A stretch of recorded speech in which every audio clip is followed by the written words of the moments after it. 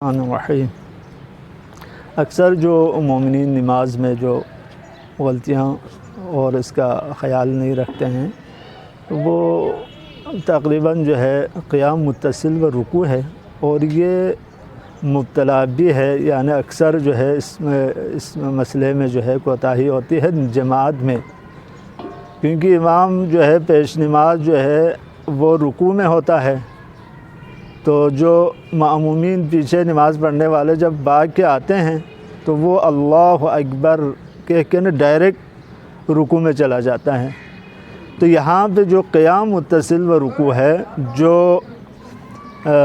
یعنی ارکان نماز میں سے ایک ہے، 5 رکن ہیں جن میں سے ایک قیام متصل و رکوع ہے۔ قیام متصل و رکوع یہی ہے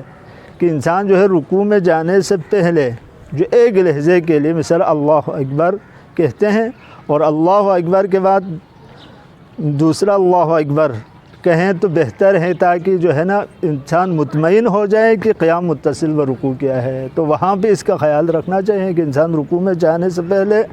اللہ اکبر، پھر ایک سانس کے لیے رکے، پھر اللہ اکبر رکوع میں جائیں تو آپ نے قیام متصل و رکوع کیا۔